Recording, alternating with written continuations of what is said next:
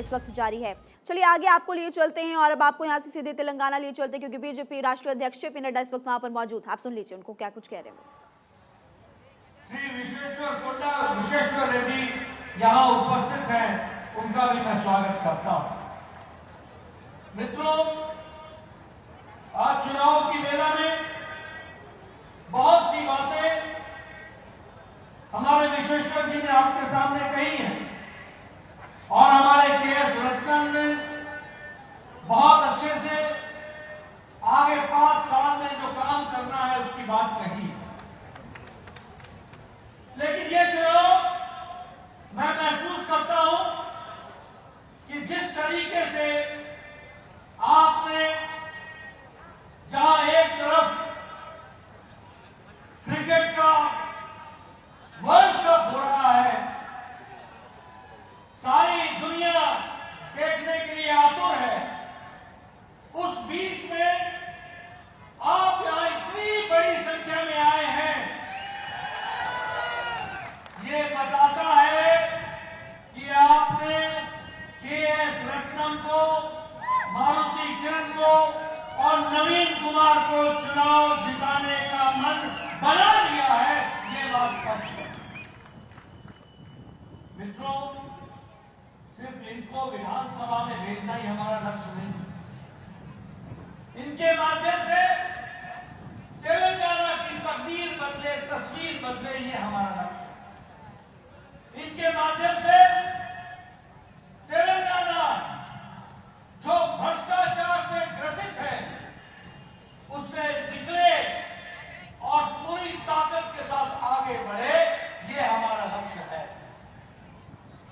ये केसीआर, ये बीआरएस, ये जो तेलंगाना राज्य समिति के नाम पर, तेलंगाना के नाम पर जहां हजारों ने जाने दी, लाखों ने अपने आप को इसमें सर्वस्व लगाया, उनको धोखा देकर आज केसीआर अपने परिवार को बढ़ाने के काम में जुटा हुआ है। आप बताइए, मैं सब बोल रहा हूं कि नहीं बोल रहा हूं?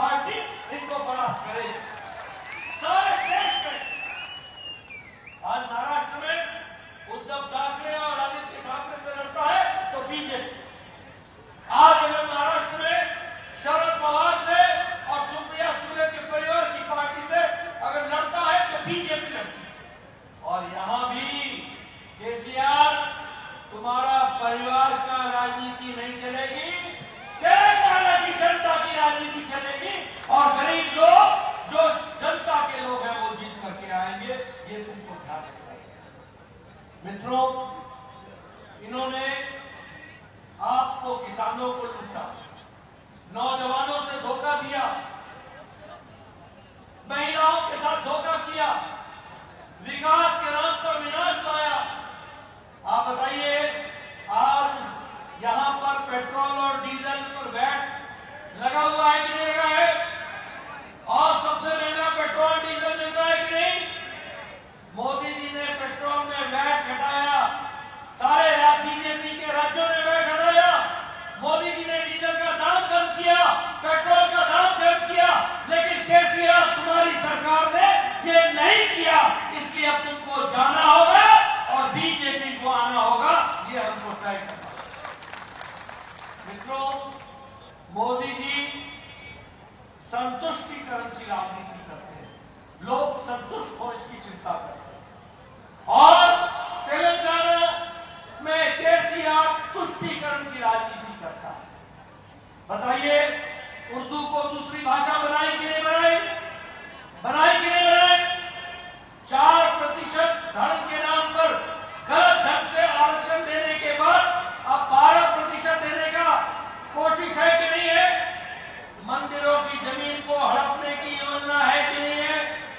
ऐसे तुष्टीकरण करने वाले लोगों को हमको छुट्टी करनी पड़ेगी। और ये बीआरएस नहीं है, ये भ्रष्टाचारी राक्षसुला समिति है, जो हमको समझना चाहिए। मित्रों, मैं आज ये भी आपको बताना चाहता हूं, ये जो धरनी योजना है, ये गरीबों की जमीन को हड़पने की योजना है। बताइए, धरनी योजना गरीबों की जमीन को हड़प रही है कि नहीं हड़प रही है? छुट्टी करोगे कि नहीं करोगे? और ये भ्रष्टाचार है कि नहीं है? ऐसे लोगों को हमको छुट्टी करनी पड़ेगी। अभी विश्वेश्वर जी बात कर रहे थे कालेश्वरम की। ये कालेश्वरम का प्रोजेक्ट जो 38,000 करोड़ रुपए का था, आज 1,20,000 करोड़ का हो गया। और इसमें भी घपला हुआ, घोटाला हुआ, ब्रिज की जमीन धंस गई। अब आपने केसीआर की पार्टी को धंसा देना है और भारतीय जनता पार्टी को आगे लाना है। మిత్రులారా, ఈరోజు ఈ పవిత్రమైనటువంటి భూమి మీద చేవేళ్లలో అడుగు పెట్టడం అదృష్టంగా భావిస్తా ఉన్నాను. చిలుకూరి బాలాజీ గారిని ఒకసారి నేను స్మరించుకొని ఆ భగవంతుని యొక్క ఆశీస్సులతో ఇంత పెద్ద సంఖ్యలో ఉన్నటువంటి మన యువకులు, మన మీడియా మిత్రులు, మీ అందరూ కూడా నేను నమస్కరిస్తూ ఈరోజు నా ప్రత్యేకమైనటువంటి బాధ్యత, కర్తవ్యం, ధర్మం కొండా వెంకటరెడ్డి గారు, కొండా వెంకట రంగారెడ్డి గారు స్వర్గీయులు, ఒక స్వాతంత్ర సమరయోధులు. వారి జిల్లాకే కాదు రాష్ట్రానికి ప్రతీక. వారిని ఒకసారి స్మరించుకొని మన బీజేపీలో కొండా విశ్వేశ్వర గారు కొనసాగుతున్నారు. వారి వారసత్వంగా ఈ ఎన్నికల్లో ముఖ్యంగా మీరు ఆలోచన చేయాల్సింది, ఏ రకంగా ఈ కేసీఆర్ బీఆర్ఎస్ ప్రభుత్వం ప్రజల త్యాగాల పునాదుల మీద ఏర్పడినటువంటి ఈ ప్రభుత్వము ఎవరి కోసం పనిచేస్తున్నదంటే। और इस बीच आपको इस वक्त की बड़ी खबर बता दें, उत्तराखंड से जुड़ी हुई टनल में फंसे 41 मजदूरों का रेस्क्यू जारी है। केंद्रीय मंत्री नितिन गडकरी ने निरीक्षण किया घटनास्थल